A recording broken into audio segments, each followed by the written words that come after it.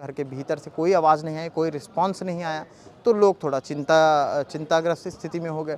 उसके बाद दरवाज़ा और पीटा गया, लेकिन उसके बाद भी कोई जवाब नहीं आया। लोग को पता चला, हम लोग गए, लेकिन किसी झगड़ा झंझट के बारे में मालूम नहीं है। घर में मतलब कोई नहीं, कोई ऐसे तनाव वाला नहीं। अभी जो दोस्तों ने बताया है कि वो इस तरह से जो चीज़ें उसने की है वैसा वो नहीं कर सकता था। और सुबह से निकल गया था, शाम तक आया नहीं, खोजे मिला नहीं। फिर देखे के कंप्लेन करें करके, जब तक एक जने के भतीजे के मोबाइल में व्हाट्सएप में देखा तो फिर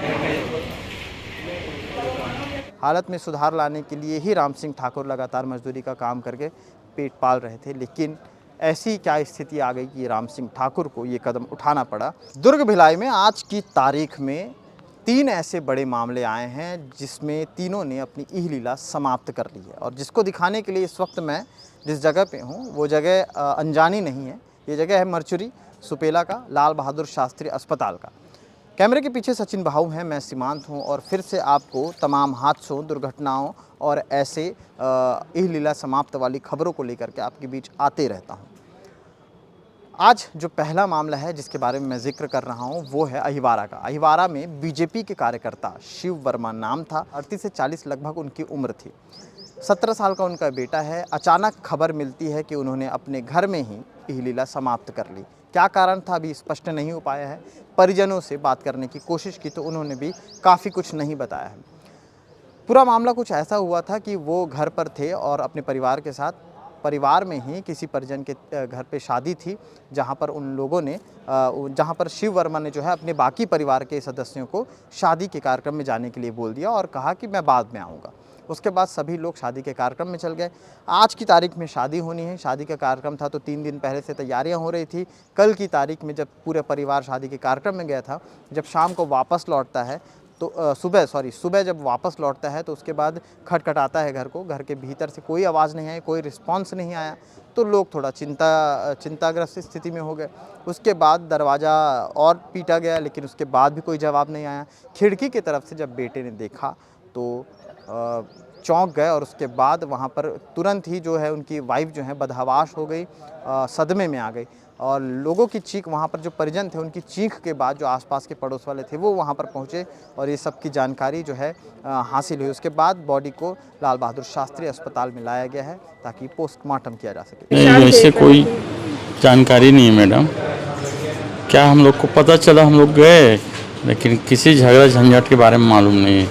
घर में मतलब कोई नहीं, कोई ऐसे तनाव वाला नहीं। कोई शादी का कार्यक्रम था, घर वाले गए हुए थे? हाँ है ना, शादी का कार्यक्रम है अपना सहगांव में, आज से है। शादी किनके घर में शादी? मतलब अपने भतीजा यहाँ ही है, इसका छोटे भाई के यहाँ, चाचा के लड़के के यहाँ। तो ये शादी में गए नहीं थे ना? नहीं गए थे, आज से है शादी ना चालू। हाँ, बात तो होती थी, बराबर बात होती थी उससे, लेकिन इसके बारे में कोई पता नहीं था। हाँ, शाम के करीब 6 बजे हम लोग को पता चला और आए यहाँ। कैसा किया, क्या किया, लोग को नहीं मालूम। ठीक। कितने बच्चे थे इनके? एक ही लड़का है। एक ही लड़का। कितनी उम्र के बच्चे? लड़का करीब हो ही 17 साल के। इसी के साथ दूसरा मामला जुड़ता है शंभू नाम के व्यक्ति का, जिसका पूरा नाम सोमनाथ पटेल है, उम्र 32 साल। शंभू कुम्हारी के रेलवे ट्रैक पर जिसका शरीर मिलता है, और उसके बाद से आसपास के क्षेत्र में अफरा तफरी मच जाती है। जांच करने पे पता चलता है कि शंभू जो है, सोमनाथ जो है, अपने चाचा टेकराम पटेल के साथ रहता था। पहले ही मतलब उसके जो माँ बाप थे वो पहले ही गुजर चुके थे। शंभू अकेला था, अपने चाचा के साथ, उनके परिवार के साथ रहता था वार्ड 40 भिलाई में ही। 15 साल से पेंटर का काम करता था, और जो आसपास के जो लोग थे, जो उनके साथ काम करने वाले लोग थे, उन्होंने बताया कि शंभू जो है बेहतरीन पेंटर था। कुछ दिन पहले परिवार में ही एक घर में उन्होंने पेंटिंग की थी, और उसके बाद पूजा होने वाली थी उसी घर में, और उसके बाद ये खबर मिलती है कि कल की तारीख यानी कि मंगलवार को उन्होंने अपनी इहलीला ऐसे समाप्त की। हालांकि अभी इसमें क्लियर नहीं हो पाया है कि ये क्या कुछ प्रकरण था, इसके पीछे क्या कुछ रीज़न था। अभी जो दोस्तों ने बताया है कि वो इस तरह से जो चीज़ें उसने की है वैसा वो नहीं कर सकता था, ना उसके पूर्व में भी कभी उसने इस तरह की बातचीत की, ना कोई जिक्र की हो।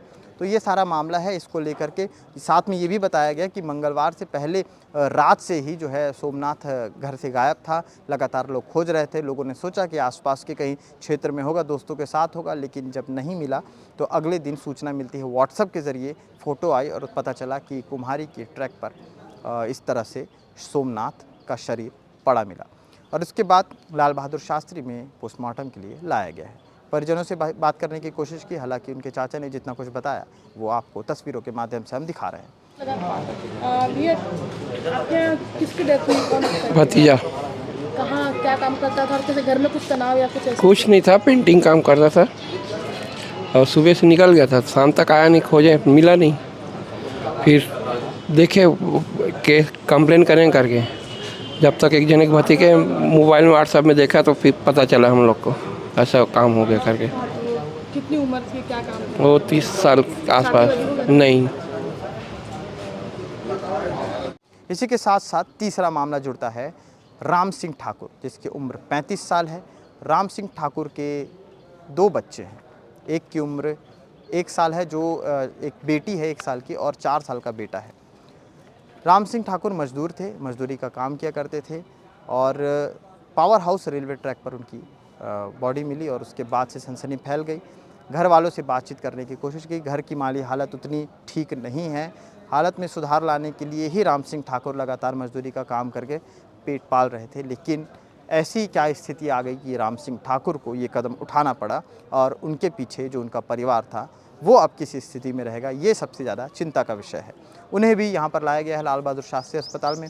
उनके भी परिजन हैं, कुछ लोगों के परिजन ऐसे हैं जो इस अवस्था में बात करने के अभी हिसाब से वो बात नहीं कर सकते, लायक नहीं हैं। उन्होंने कहा कि अभी हम बात नहीं कर पाएंगे, इसलिए मैंने सोचा कि आपको तस्वीरों के साथ वो सारी खबरें और यहाँ के विजुअल आपको इस स्क्रीन पर दिखाया जाए।